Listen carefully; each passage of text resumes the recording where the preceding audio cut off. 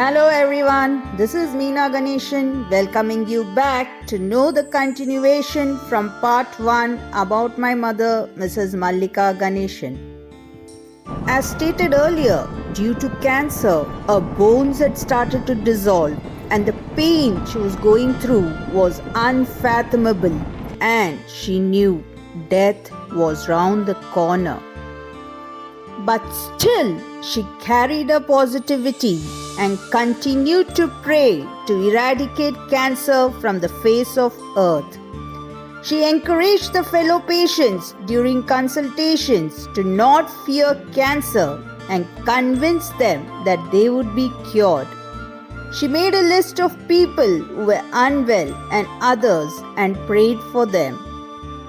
Unknowing of a condition deteriorating, her friends had arranged a special prayer for her recovery, and she managed to attend it, ignoring all the pain and discomfort, and that was a final outing. As her condition was worsening, without complaining of any pain, she surrendered herself in chanting the name of God. She saw death as an opportunity to unite with the favorite god Guruvayurappan. Here, I would like to brief all about her faith in God. She has always been a staunch devotee of Guruvayurappan. As a kid, I had asked her as to why she was so fond of Guruvayurappan. She had mentioned that since he is the baby form of Krishna, and as we can easily win over babies with love and affection, it was the same with Guruvayurappan. If we call him with love and affection, he will come running to us. She truly believed that everything which happens in our lives are the workings of God, and so accepted good times and bad times with the same positivity. She thanked him for the good times and continued to pray to him to give her the strength to face the challenging times, but never ever questioned her faith or the existence of God even once. With the changing times, when people's priorities were changing, she tried her best to inculcate the habit in all to pray for the betterment of humanity. She joined hands with her friends and started a satsang group, and they assembled at the temple and recited the Vishnu Sahasranam, Lalita Sahasranam and Saundarya Lahari every week for world peace. She used to organize the Radha Kalyanam every year, and had successfully done it for the last 15 years, and the last one being held in January 2020, a few weeks before she left this world.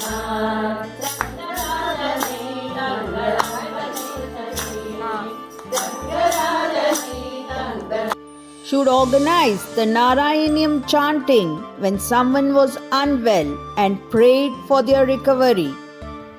Even when many teased her for her blind faith and criticized her practices, she continued with a complete conviction in God. She would often tell me that people will realize the power of her faith and prayer when she leaves this world. She attributed everything to Guruvayurappan and did every activity taking his name.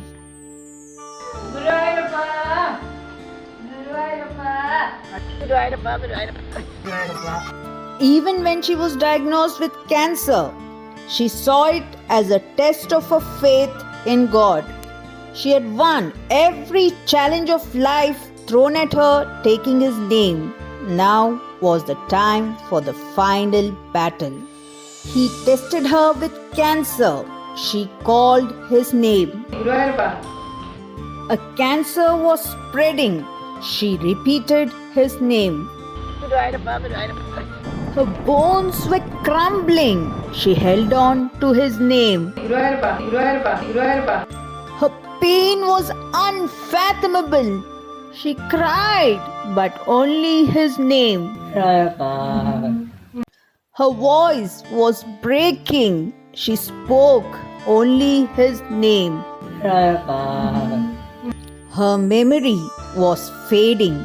She remembered only his name.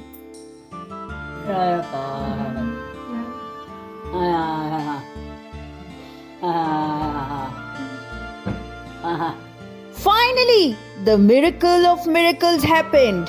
She was able to see Guru Ayyappan. He appeared in a vision and blessed her to join him in his abode.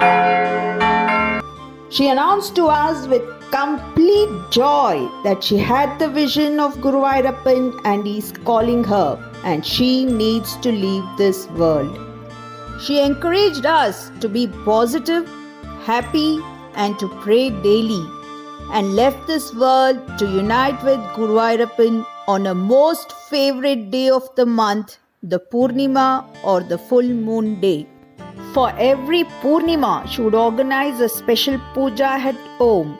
She reaped the benefits for all her prayers and the good work she had done of spreading positivity, hope, and happiness to everyone she met all through her life. That day also happened to be the Pongala celebrations in Kerala for goddess Bhagavati. It was one of her favorite celebrations and she had participated in it 2 years earlier. We completed all her rituals successfully, and from the very next day, India went into a lockdown. As she had mentioned to me, all of us around her indeed realized the power of her prayer and faith in God, seeing how she encountered her death and was protected from the crisis the world was going to face. Her death truly signified her philosophy of hope, happiness over problems eternally. She won the battle of life and death and received the blessings of God, what everyone aspires for. She had a perfect end to a life well lived. So, what did she do all through her life to win the love of God? Subscribe to know her story. Sharing a glimpse of how she had made a difference to the lives of people around her. My son, who was very fond of her, is sharing a few words about her.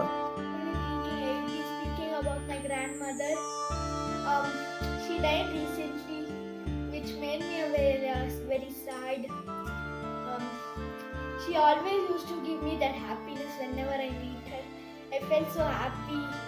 Like whenever I meet her, I feel like God was with me. She was God.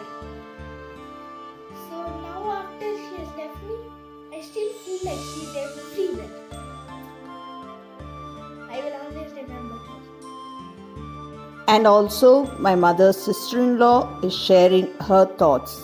நீ பற்றி சொல்லணுமாண்ணா நிறைய இருக்குது சொல்ல எவ்வளோ சொன்னாலும் தீராது அவ்வளோ இருக்குது அவளை பற்றி சொல்ல எவ்வளோ தூரம் இருந்தாலும் பார்க்க மாட்டா பாவம் அவன் வந்துடுவாள் எல்லாம் முடியாட்டாலும் வருவாள் மல்லி வர நம்ம சந்தோஷமாக இருப்போம் பேசின எப்படி சமயம் போதே தெரியாது அவள் நிறைய பூமியில் காஞ்சப்பால் குருவாயூர் கோளுக்கு எப்போ பார்த்தாலும் மாதந்தோறும் கண்டிப்பாக போய் தீரும் குருவாயூர் கோளுக்கு அவ்வளோ பக்தி ஜாஸ்தி அது நிறைய பூஜையெல்லாம் வச்சுப்பாள் அவ்வளோ பயங்கர சக்தியாக போன நம்ம கஷ்டமாக தான் இருக்குது என்ன செய்ய இல்லாமல் ரொம்ப சங்கடமாக இருக்குது நினச்சி பார்க்கவே முடியல.